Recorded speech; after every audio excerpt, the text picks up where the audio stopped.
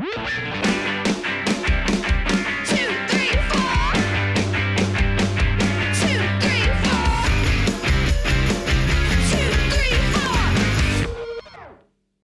fellow law nerds. Welcome to another episode of Boom Lawyered, a Rewired News Group podcast hosted by the legal journalism team that is sad that the Eagles lost the Super Bowl, but is excited that a Black quarterback won the Super Bowl. So hooray.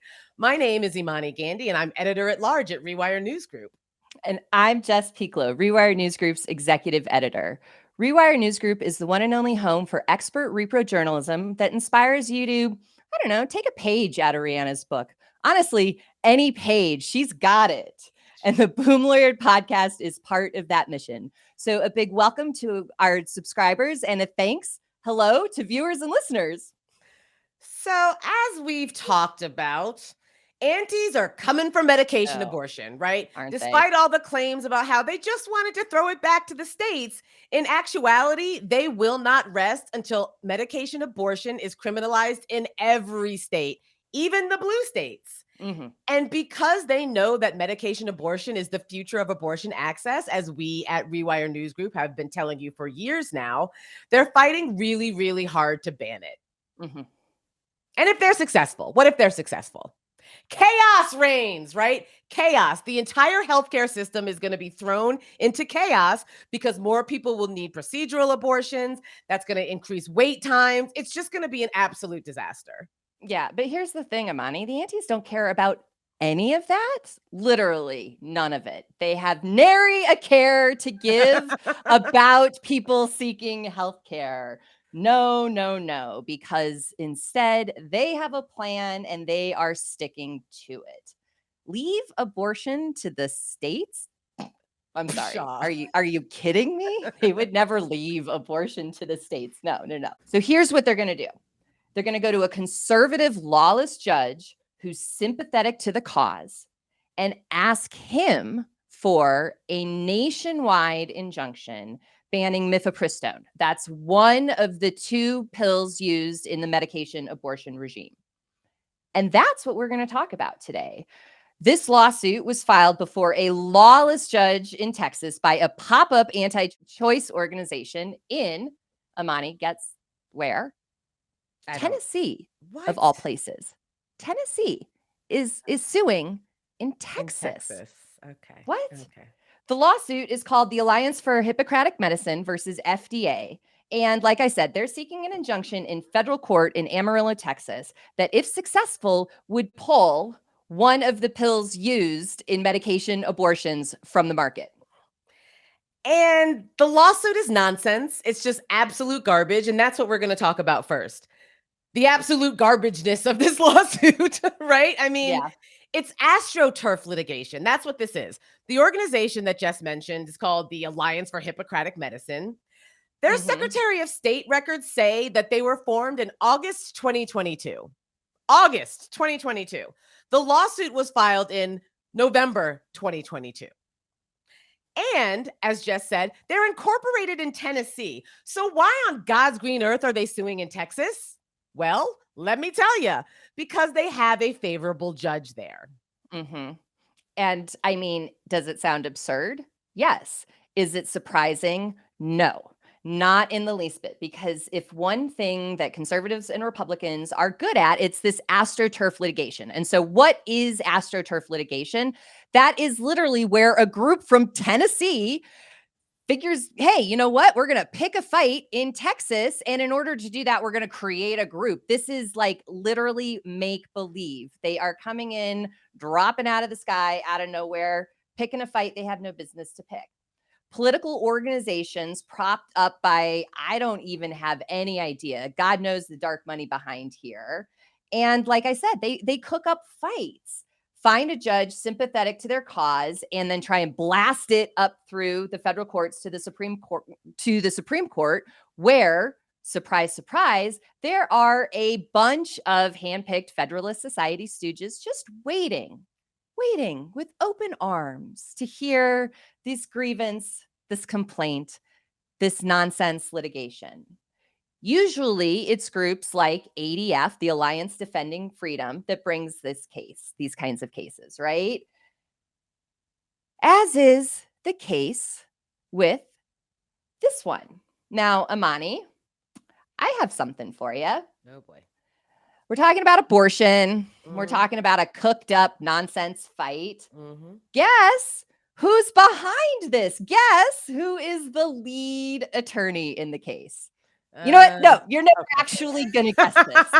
Okay. It's so bad. I can't. I'm sorry. I don't want to step on my own line, but truly, it's a woman. Her name might sound familiar. Okay. Erin Morrow Hawley. Let that just sit. Hawley. Erin Morrow Hawley. As in Senator Josh Hawley of Missouri? Senator Josh Hawley's wife As in really involved. As in noted insurrectionist Josh Hawley, as in the guy who walked by the protesters and was like, yeah, power to the people, and raised his fist. That Josh Hawley? That Josh Hawley. That's the one. Here, making an appearance, the Hawleys. Anyway, I just wanted to note that for reasons, really. Reasons. It's just coincidence. Quinky dink here. We should probably talk about their arguments, though. All right, let's do it. So the Alliance for Hippocratic Medicine, they're the primary plaintiff in this case. There are a couple of other individual ones, but we're going to focus on the Alliance for Hippocratic Medicine. They're arguing that the FDA shouldn't have approved mifepristone when it did in the year 2000. 2000. Hold up. The millennia? The millennia, if you recall, if you want to get jiggy with it. Oh, I recall. No. Getting jiggy with it. No. Okay, all right. We're already off the rails. But yeah, they're saying that the FDA should not have approved mifepristone in 2000, and they're doing so by essentially disputing the science and the evidence that led the FDA to approve mifepristone. And they're doing it with these cherry-picked studies that don't even support their claims. So what they're doing essentially is they're pitting the theory of nuh-uh against 23 years of evidence, science, studies, documents, justifying the FDA's approval of mifepristone in, again, the year 2000. I just have to adjust myself in my seat here for a minute, because I'm picturing their legal arguments nearly old enough to buy a damn beer. Seriously. Seriously. How we talk about things being timely in the law. I'm really, truly struggling for words right now. Let me just suggest that complaining about an FDA approval from 20 years ago might be wildly untimely, just a little bit late, just a scotch, okay? The FDA, as Imani said, first approved the drug in 2000. And, when the law mattered, we had things like the statute of limitations for bringing certain types of claims. That was like a time bar, so that we weren't here 20 years later complaining about FDA approval. They had 6 years. I don't know. Their main claims should have been raised before they could drive, right? Before it was old enough to drive. Dobbs changed a lot. And the fact that we can even do a podcast entertaining a complaint by a pop-up anti-choice organization that should have been filed over a decade ago is Exhibit A, right? Yes. And also, would it surprise you if I told you that the requirements for a preliminary injunction, which is what they're seeking, they want this judge to enjoying. They want this judge to enjoin, right? Marketing this product, providing this product. They have none of the qualifications that need to be met for a preliminary injunction, right? A preliminary injunction is supposed to maintain the status quo while parties litigate their claims. A lot of times we talk about preliminary injunctions as if they are the end all be all of litigation, but they're not. They're just that first step that says, hey, we've got beef We need to maintain the status quo while we litigate our claims, right?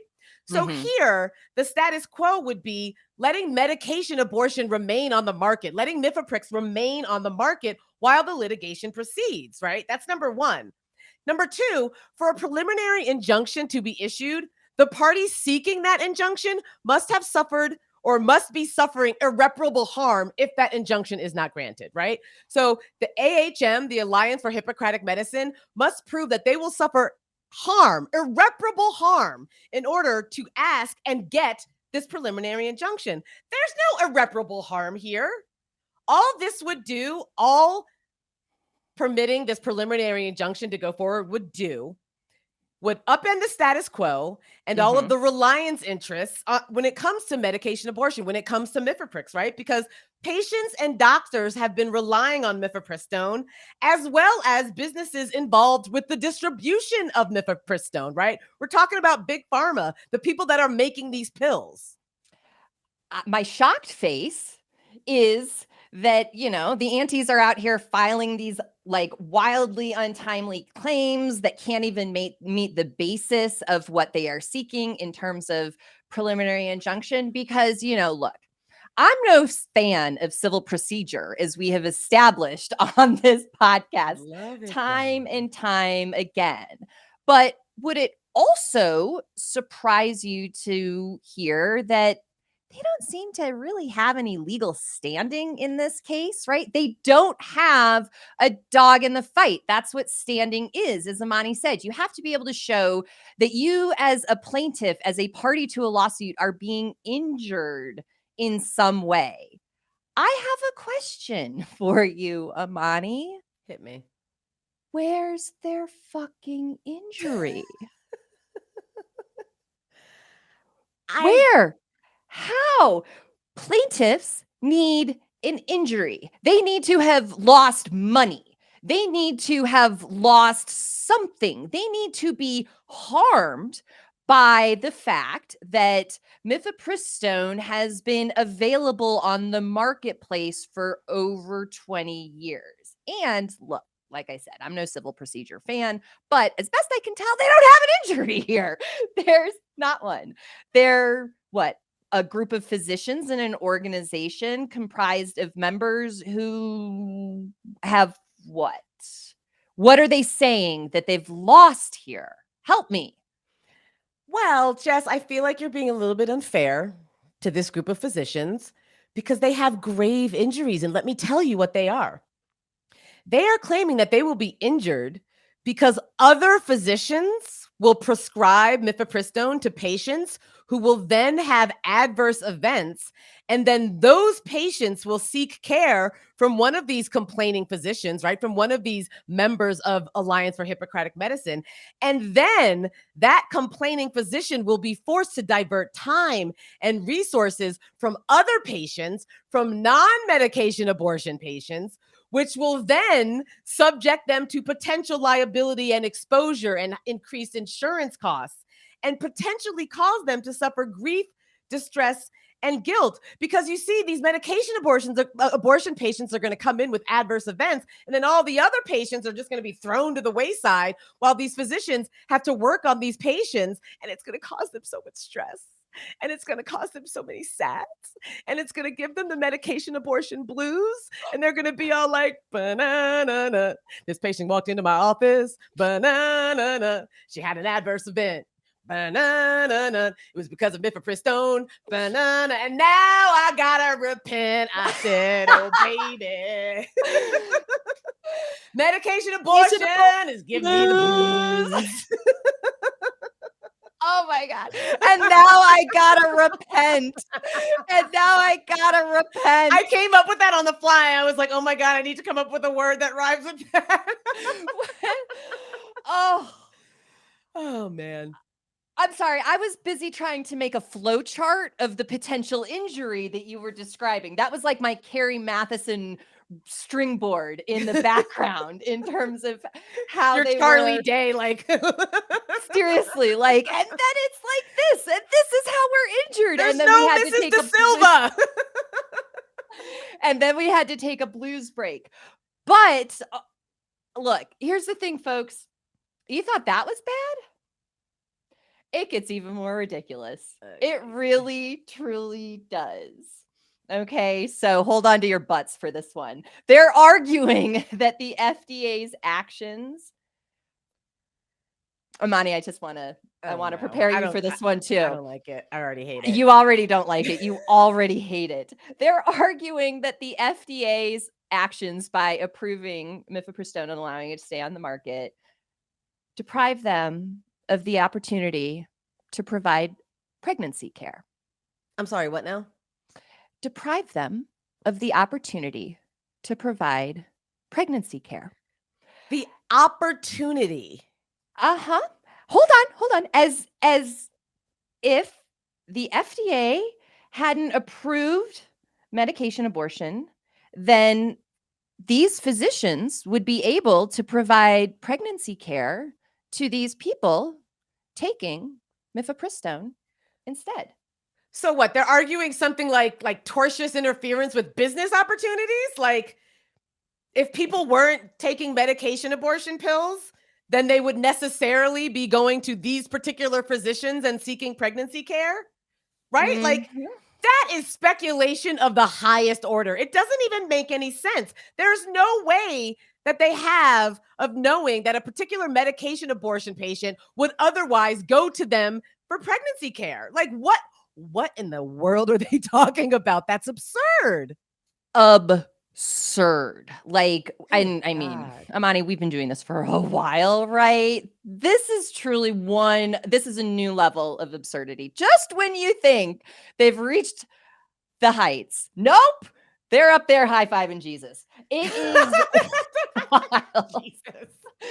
It is wild. Courts have consistently, let me say that again, consistently rejected this kind of speculation based on like, well, if first of all, I don't know, like decided to put the package containing explosives down by the train tracks, then 5 miles later, we wouldn't have an explosion that caused injury to Mrs. Palsgraf. That is a deep case cut that is for a the deep tort students. The idea is that the law requires plaintiffs to show some closeness to the event that they're claiming injured them and the injury that they received, not 40, 50 steps down the causal chain. It's got to be close, right? They can't prove that but for medication abortion, a particular individual would have gone to a particular physician for pregnancy care. And that's my point of that ridiculous tirade. It's even more ridiculous when you think about the statute of limitations, right? The 6-year statute of limitations that you talked about. So even if all of this stuff weren't wildly speculative, like even if we could say, yeah, sure, it's depriving people of providing pregnancy care. Abortion pills have been in circulation for 20 years. 20 If years. any of this parade of horribles that the Alliance for Hippocratic Medicine has set forth, if any of this shit were going to pass, it would have happened already, right? Like, they filed this complaint saying all of this speculation. They didn't file a declaration. They didn't file a freaking affidavit saying, oh, yeah, Jane Doe got a medication abortion, but right before she did, she came to my office and said, you know what, Dr. So-and-so, I want to seek pregnancy care from you. But then she didn't because the evil abortionists got their hands on her and shoved her full of pills. I mean, it doesn't make any sense, right? They make these sweeping and speculative assertions that the adverse events from the use of mifepristone, which by the way, are far and few between. I mean, it is a wildly safe procedure to take these pills, right? But they're claiming that the use of mifepristone, the adverse events from the use of mifepristone will, quote, overwhelm, sarcastic quotes, the medical system and their medical practices in particular. Not just the whole system, but they personally are going to be overwhelmed. And if that were true, it would have happened already at some point in the last 20 years. And that it hasn't happened, that these people didn't supply any evidence really that this was a problem for them. I mean, it indicates that there's no harm whatsoever, much less the irreparable harm that you need for a preliminary injunction. And like everything with the antis, up is down and down is up. What happens if we yank this drug from the marketplace? Actual real harm, actual real chaos, actual real injury. So the big takeaway here is that the antis claims in this lawsuit are legally nonsense.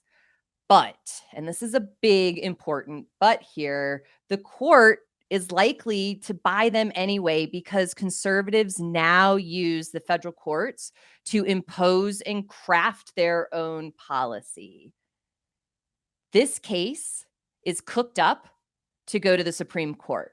And that's the second thing we're going to talk about, right, Imani? Right. Exactly. Antis want this case to go to the Supreme Court. They really do, because they know, as you said, that they've got 6 Federalist Society picked stooges waiting and ready to say, yeah, we're going to go ahead and ban medication abortion. Sure, we said leave it to the states and Dobbs, but we didn't really mean it.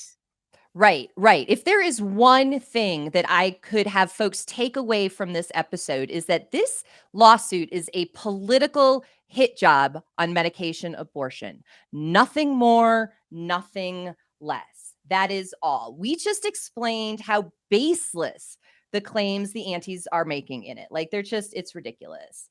And the thing is, for conservatives, the law doesn't matter. Right? The law just doesn't matter anymore if it ever did.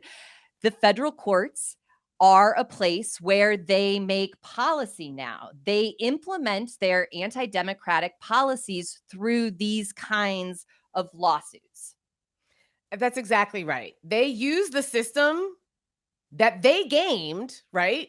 To block abortion access in states that they can't or don't control. Let me say that again. Yeah. They gamed the system to get the Dobbs case in front of the Supreme Court, leading all the way back to Texas's nonsense with SB 8, right? The bounty hunter law. They gamed the system to block abortion access, claiming it was going to be just send it back to the states. But really what they want to do is block access in the states that they can't control, in the states like California and Vermont and Michigan, right? These states that have Colorado, these states that have shored up their reproductive rights protections, they want to knock them down. Absolutely. And it's even scarier because they really truly think that they can get the Supreme Court to play along here, right? So there's a playbook. It's actually very wide out in the open. First, they find a friendly district court judge they feel confident will rule in their favor. And we'll get to that in a second. Then, in this case, they wait for the Biden administration to appeal that favorable ruling where it lands before the very conservative Fifth Circuit Court of Appeals, which we have talked ad infinitum about on this podcast, right? They helped give us Texas's bounty hunter law. And from the Fifth Circuit, it goes up to the Supreme Court, right? And like Imani and I have suggested, thanks to the fight over Texas's SB 8, we also already have precedent of this court functionally overturning Roe versus Wade on the shadow docket. Like Dobbs did it for real, but they did it on the shadow docket first when they let SB 8, that bounty hunter law, take effect. If the conservative justices really wanted to cause even more harm, even more chaos nationwide for abortion access, one of the surest ways they could do so in the short term is to approve whatever nonsense is going to come out of Texas around mifepristone on the shadow docket. Sorry. Just the idea. Sorry. I can't. But, that's what we have here, right? The Alliance for Hippocratic Medicine. They're basically throwing legal claims at the wall like so much spaghetti, just throwing it right at the wall. They have no case, but the organization knew that it had a judge who would be more than happy to listen to their daft arguments and would be more than happy to ban medication abortion nationwide. And that judge, well, his name is Matt Kaczmarek, and he is a district judge in Amarillo, Texas, in the Northern District of Texas. And that's what we're going to talk about third. We're going to talk about the ways in which antis shopped around until they found the perfect Trump judge in Matt Kaczmarek. So who is Matt Kaczmarek? Tell me. I really thought you were going to say, and that's what we're going to talk about. This fucking guy. This fucking guy, Matt Kaczmarek, this fucking guy. This fucking guy was Deputy General Counsel for First Liberty. Sounds legit, right? Like, who's First Liberty? That's or the First Liberty Institute. Sorry, I couldn't even finish the whole thing. Sounds even worse. Sounds even, because it's an institute, you know? You slap institute on there, it just adds a degree of gravitas. Oh, right. The First Liberty Institute is a right-wing organization that, you know, TLDR promotes Christian theocracy. I don't know how else to like describe it. They are anti everything that we hold near and dear. They are anti-LGBT, anti-trans. You know, they're not a big fan of abortion. Broadly speaking, democracy, questionable if whether or not that's a good thing with these folks. And, you know, it's not just that he's that terrible. He's also doing really weird stuff in connection with this litigation. So I'm going to have to talk about a little bit about CivPro, just a tiny bit, just like a tiny, Stop tiny it. Bit, just a tiny bit, just a tiny I bit. thought we're friends. We already did. That's why we did the CivPro in the upfront, Imani. What are you doing to me? But we gotta. So we all know what amicus briefs are, right? Amicus briefs are friends of the court brief. Usually we see them in appellate courts, particularly in the Supreme Court, right? The Supreme Court takes on a big, heavy issue and you get 50 briefs supporting it and 50 briefs against it. And, you know, that's just the way it goes. There are no rules preventing district court judges, trial judges, because that's essentially what a district court judge is, a trial judge. There are no rules saying that district court judges can't permit amicus briefs like at the initial stages of the litigation, like in support of the complaint. But that's what we have here. Matt Kaczmarek is allowing Amici to file briefs in support of the complaint and the preliminary injunction request. I'm sorry, what? What? That is bizarre. Like, yeah, we also agree that you should let this case continue, because that's essentially what the complaint is. Like, the first step of a complaint usually is you're seeking a preliminary injunction, or the other side is trying to dismiss it. So allowing an amicus brief in support of a complaint is just like being like, yeah, we agree. Normally, Amici, they bring arguments that perhaps aren't really at the table in front of the court, or they shore up arguments that perhaps the party doesn't have time to get into because they're limited by the number of pages that they can file with the court. That's not usually a thing. It's not usually a thing that happens at the beginning stages, but it gets even weirder. No. It gets even weirder. So as we said, the Alliance for Hippocratic Medicine is incorporated in Tennessee. Matt Kaczmarek allowed a anti-choice organization from Tennessee called something like, you know, Tennessee Lovers of, you know, Jesus and Haters of Abortion, and We Love the Unborn. It was something about like the Sanctuary of the Unborn or something or other. Allowed this organization to file an amicus brief in support of the complaint and the preliminary injunction. Let me ask you a question, Jess. How long do you think this amicus brief was? How many pages do you think it was? Well, I mean, you know, an amicus brief is supposed to be pretty weighty because you're, you know, contributing something substantial for the court's consideration. And any amicus brief that I ever worked on way back in the day would have clocked in at, you know, 20, 30 pages before you're getting to like an index and a table of contents or anything like that. Like, you know, 20 pages of meat on the bone. That's what I'm going with. 7 pages. I'm sorry. 7 pages. Yeah, that's 7 pages. And that's a long email. That is not an amicus brief.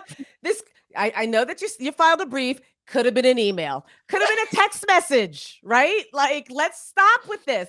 Maybe they just really succinct. Maybe they just have the like legal writing down.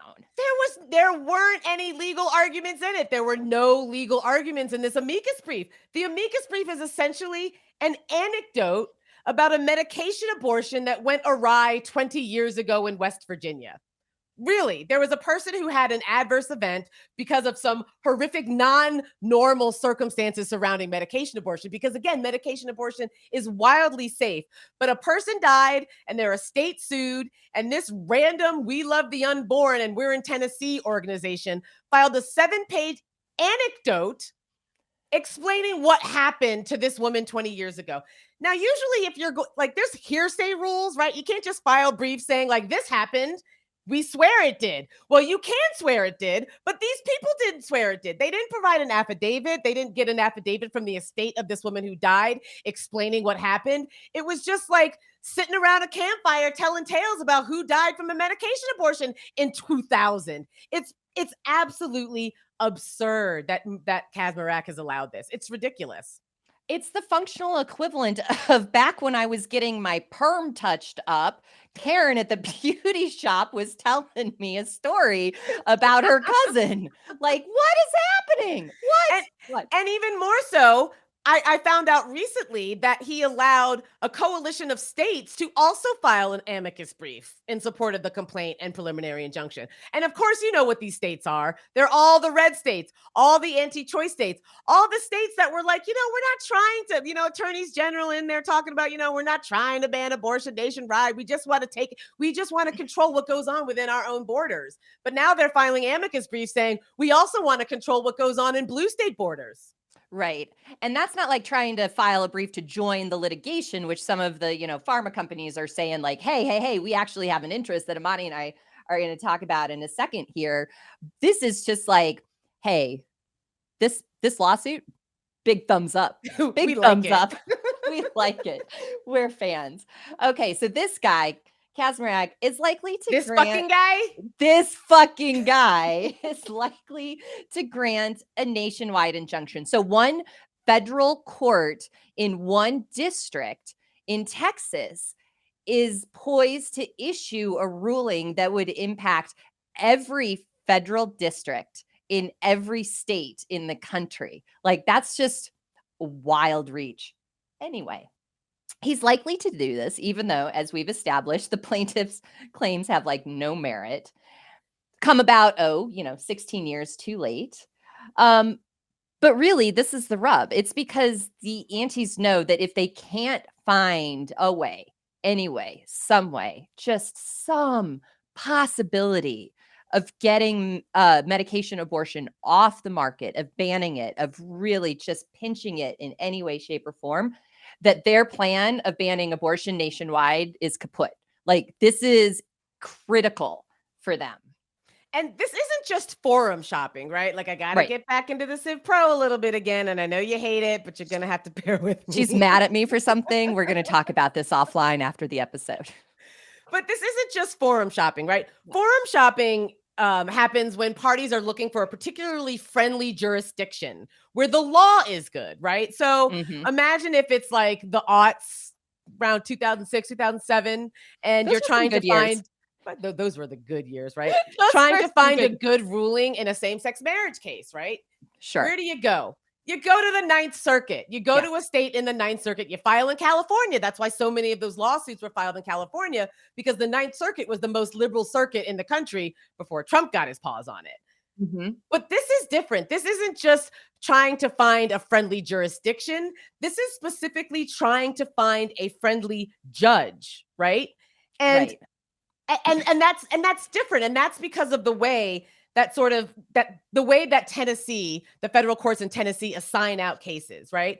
Because look, they filed this lawsuit in Texas, not because they wanted any district judge in Texas, because they specifically wanted Matt Kazmarek. And they knew that they would get him due to the way that cases are assigned in the Northern District. Usually district judges are chosen at random. So you file in the Southern District of New York, right? Yep. And you just get a judge. You don't get to decide what judge you get. You just get one.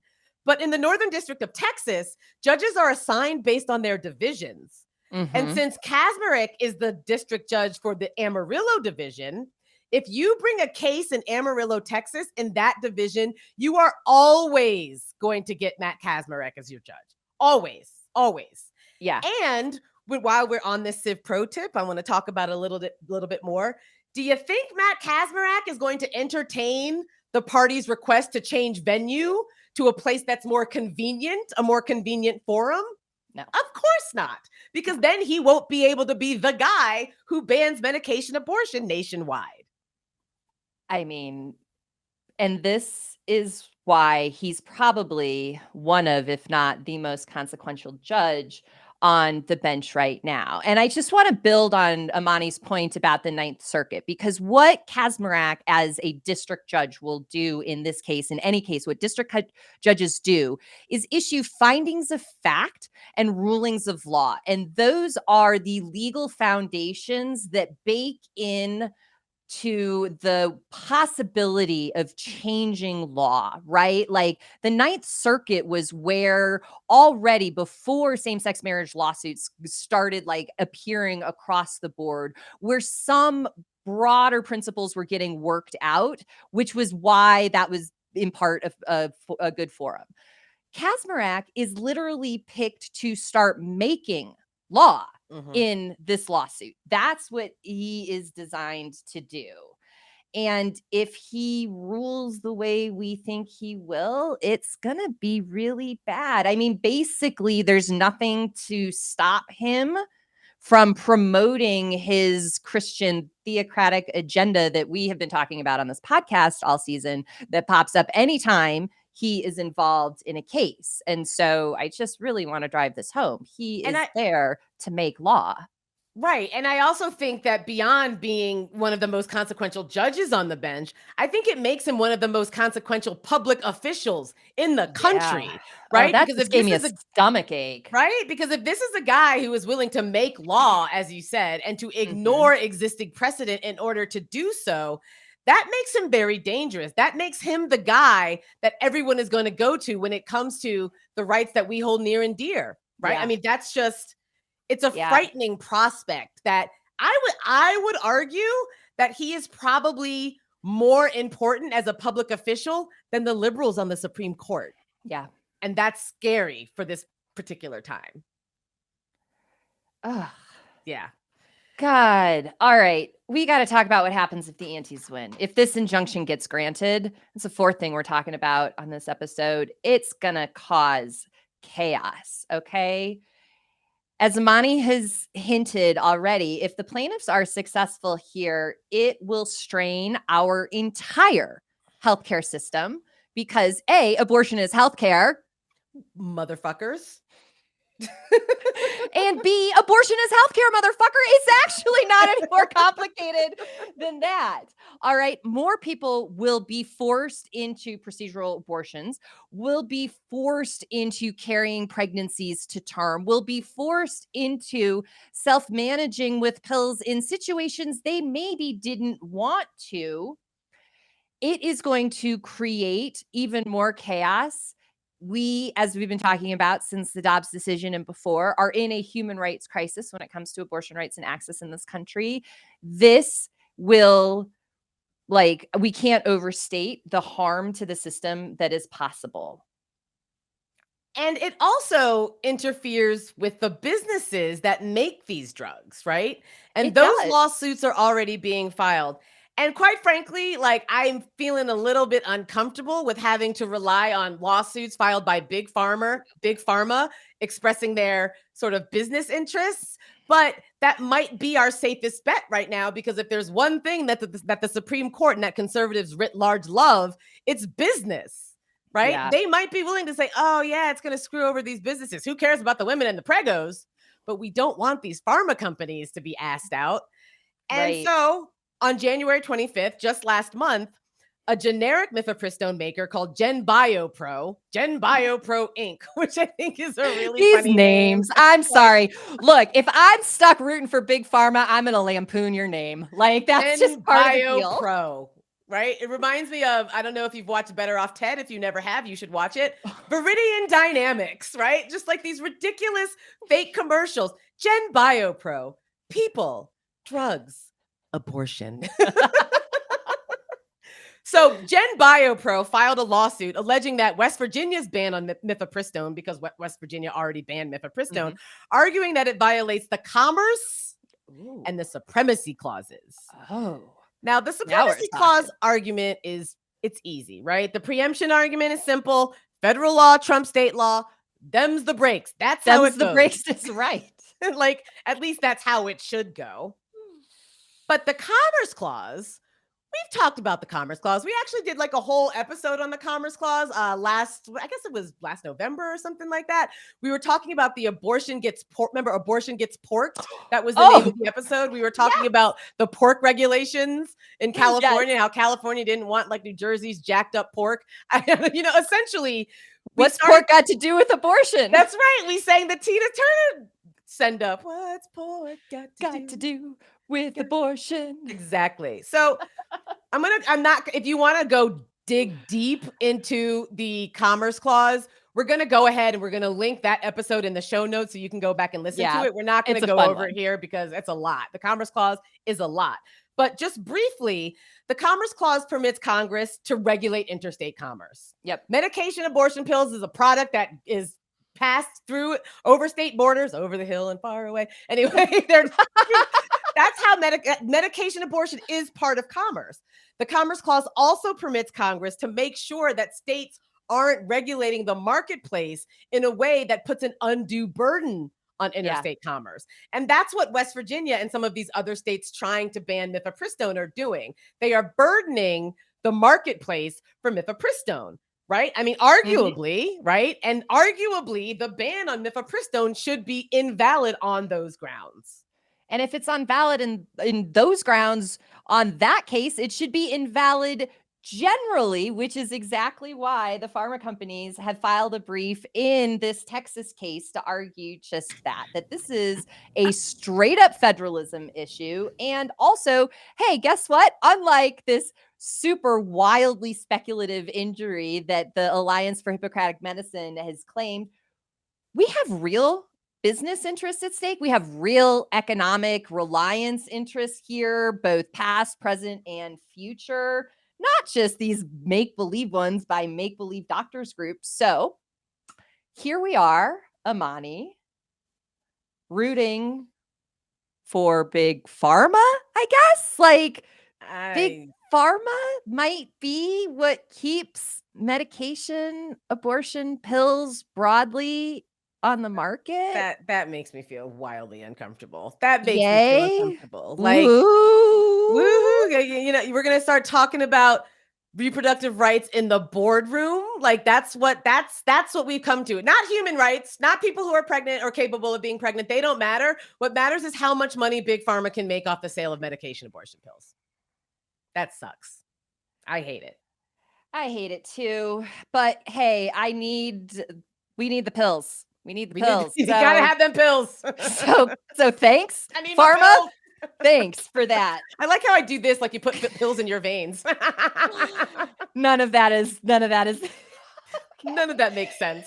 We got some big deadlines coming up on this case. This isn't just we're here to talk about this for funsies. This is like an imminent threat. The briefs are due before the court on February 24th, and Kacsmaryk could issue a ruling from that time forward. So as of February 24th, we are on countdown watch for whether or not we're going to get some haywire ruling out of Texas that could potentially pull mifepristone from the marketplace. Yeah, that's great. It's terrible. Can I get a drink? It's terrible. Yeah, let's go get drinks. It's a lot. It's so much. If you want to talk to us about any of this stuff, if you've got concerns about medication abortion pills or this lawsuit in general, or if you want to talk about the Eagles or why it's so goddamn hard to get Beyonce tickets, you can find me on Twitter at Angry Black Lady. You can find Jess on Twitter at Hegemommy, HEGEMOMMY. You should follow Rewire News Group on Twitter, on Instagram, and you should subscribe to our YouTube channel because that's how you're going to know immediately when our podcasts go up. And if for some reason you just don't want to look at us, you got other stuff to do, you like to listen to your pods on the go, then you can always get the podcast in the same place you always have: Google Play, Spotify, Apple Podcasts, Neiman Marcus. I don't know. They sell podcasts? They're very high-end luxury podcasts made from the finest silk. Anyway, that's gonna That's gonna posh pods. Our producer just put in the chat, posh pods, which is hilarious. Also, congratulations for hanging with us for 40 plus minutes on medication abortion lawsuits, folks. You are the true champions today. That's amazing. These are diehard law nerds, right? They live for this stuff. And on that note, what are we gonna do, Jess? We're gonna see you on the tubes, folks. We're gonna see you on the tubes, folks.